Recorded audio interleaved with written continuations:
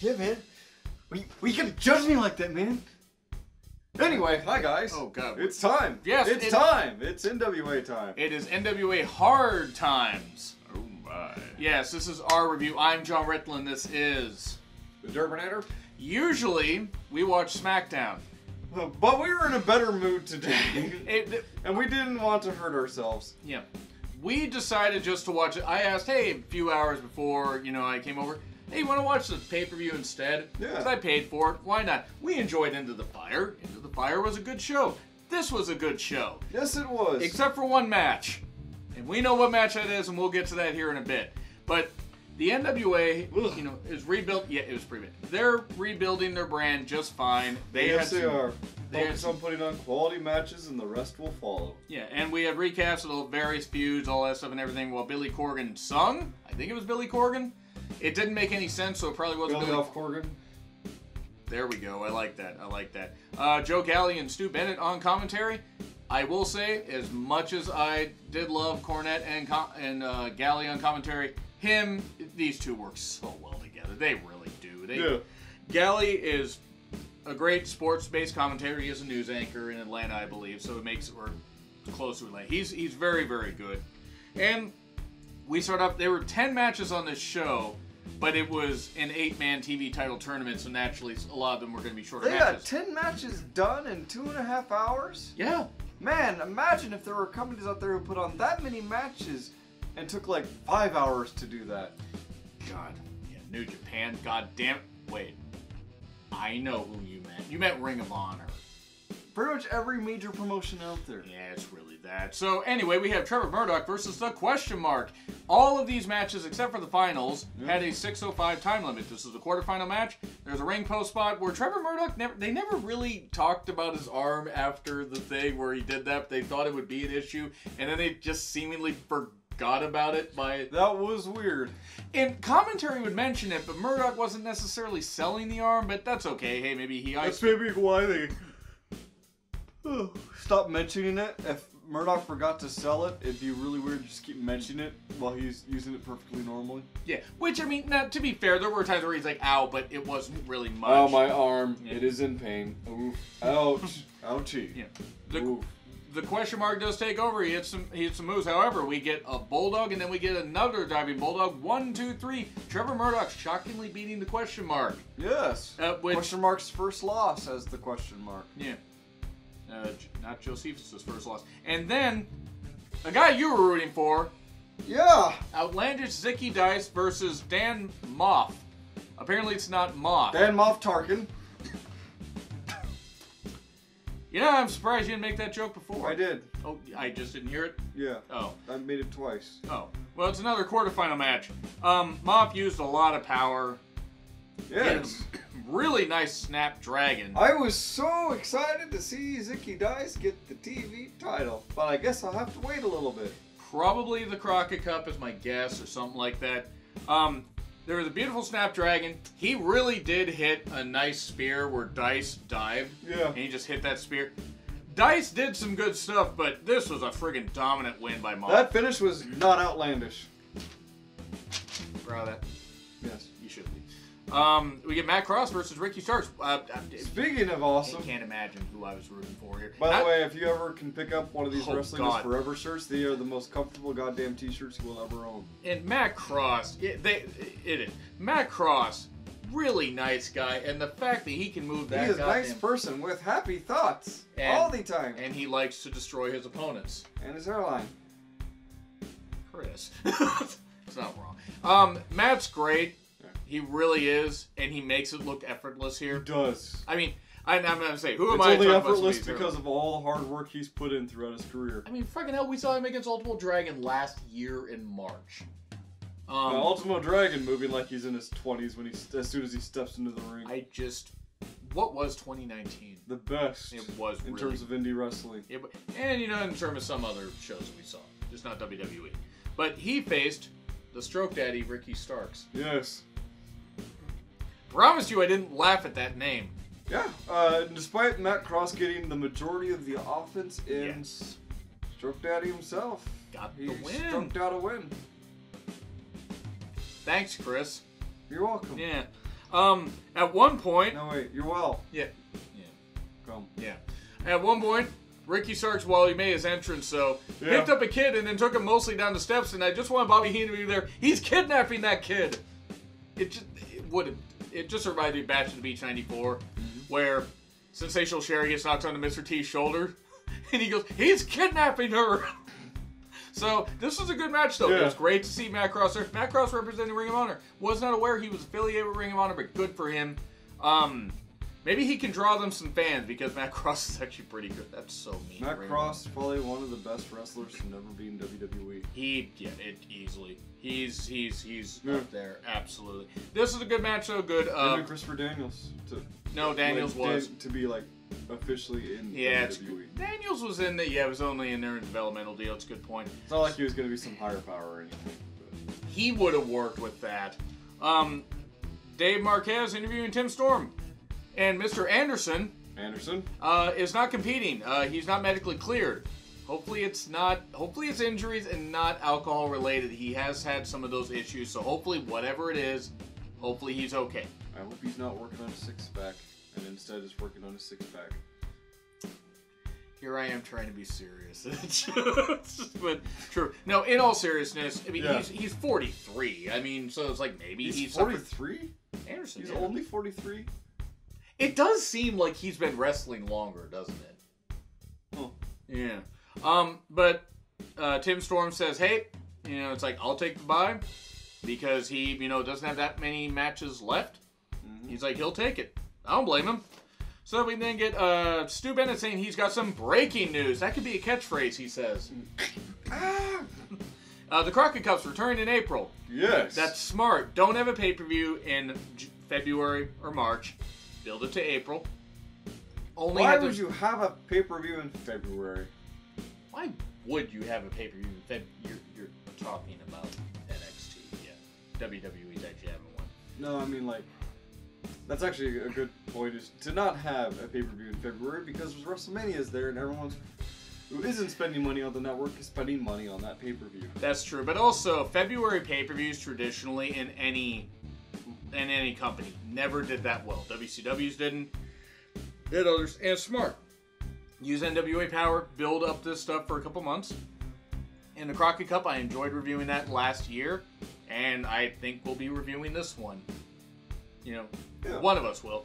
But that was good stuff. And then we get the wild card with Camille and Mae Valentine versus James Storm, Eli Drake, and the Rock and Roll Express NWA Tag Title 3-way match. Yes. And this is good. Camille did some distracting stuff. I mean that in the nicest sense of the word, because she's taller than some of the wrestlers, or about as tall as some of the wrestlers. Yes, and that's all he noticed about her. I'm sorry, she's a friggin' statuesque, beautiful woman. How can I not? I don't blame you. I know you don't. Next year I do. That's fine. It's fast-paced, of course. At one point, commentary says, "Look at the right eye of Gibson," and I couldn't help but laugh. I just couldn't. Rock and Roll Express are one of the greatest teams of all time, but just good lord. This was good stuff, though. Everybody got a spot in. There was some good pace to it. Camille does do the distraction. But the gravy train from Eli Drake, 1, 2, 3, pins Ricky Morton. Yeah. Good. Yeah? Yeah. Yeah. New champs. Yeah. So then they have an interview. Are they going to call themselves Beer Muscles? Which is funny. That was pretty Draking funny. Buddies? Should tweet that Eli Drake. I think that's what he said. Did he say that? Or was it Drinking Buddies? Might have been Drinking Buddies. Hey, but you know what? Draking Buddies is actually pretty good. Just don't be like Drake and hit on underage girls. Anyway, so Beer Muscles. I would like that. That would be pretty good. I don't think anyone has beer muscles. I don't think that's a thing that you can have. I don't really think it is. So, I gotta work out my beer muscles. Trevor, please stop. And Mr. Anderson and Ken, go, please go. All right, best match of the night though. Up next, Thunder Rosa versus Allison Kay, NWA Women's Championship match.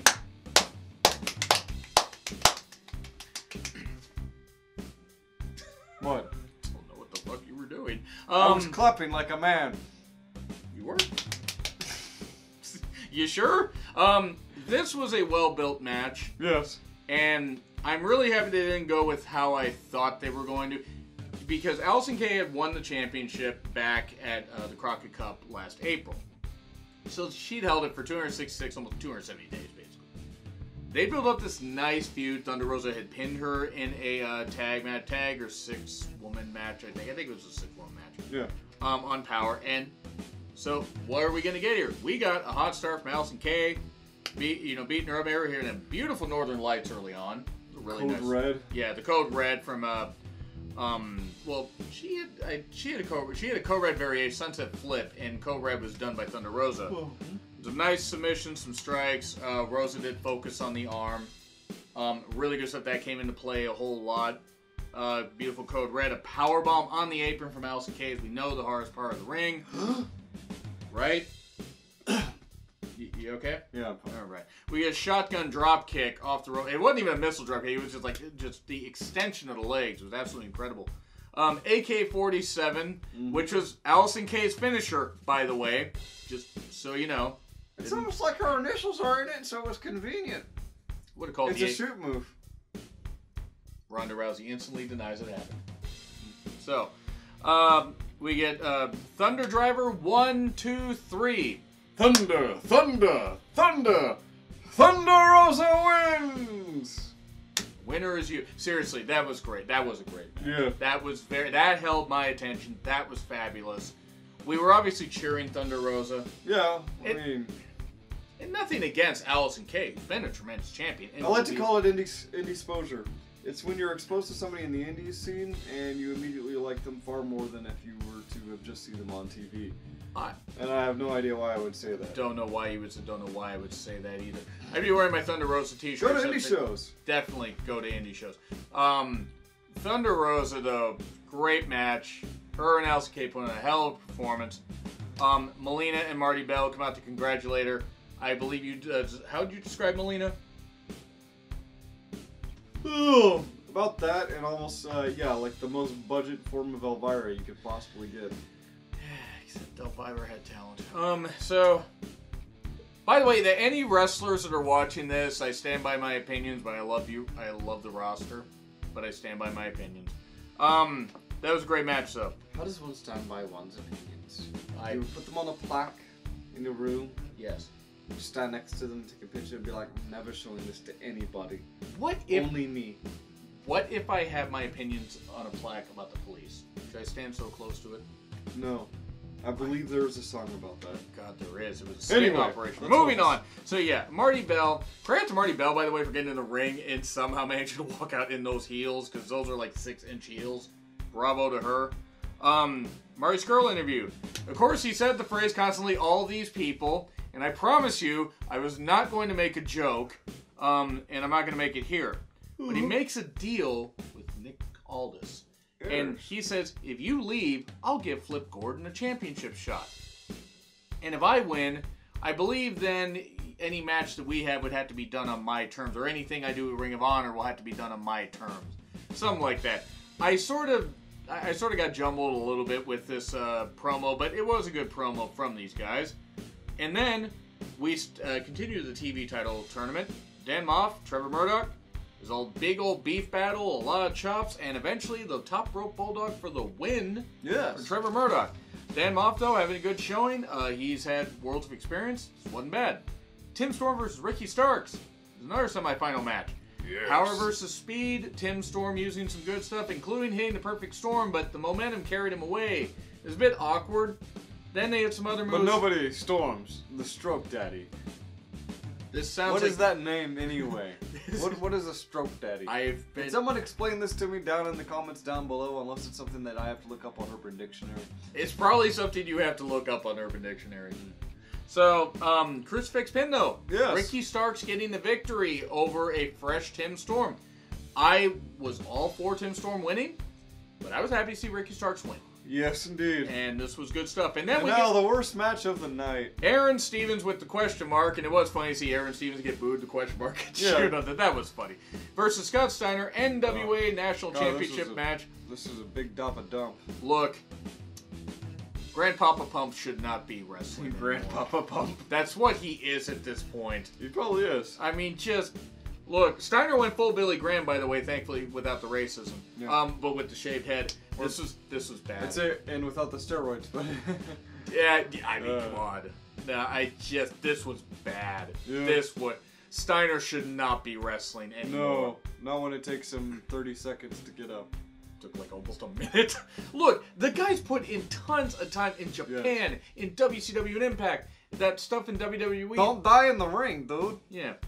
The feud he had with Triple H in 2002, 2000, that was great. It wasn't. It was terrible. Oh, I'm sure they were just flexing on the crowd. They were. That was pretty much the highlight of the show. Stevens getting dropped on his head nearly. That was scary. Yes. Question mark, causing a DQ, and then he gets put in a Steiner recliner, and Stevens runs off.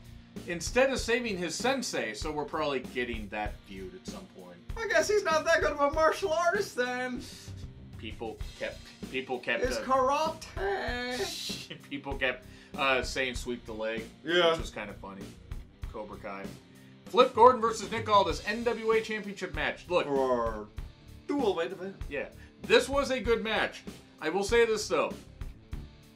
The match that he had with James Storm, Nick Aldis did on Into the Fire, was better. Now, Flip is a good wrestler.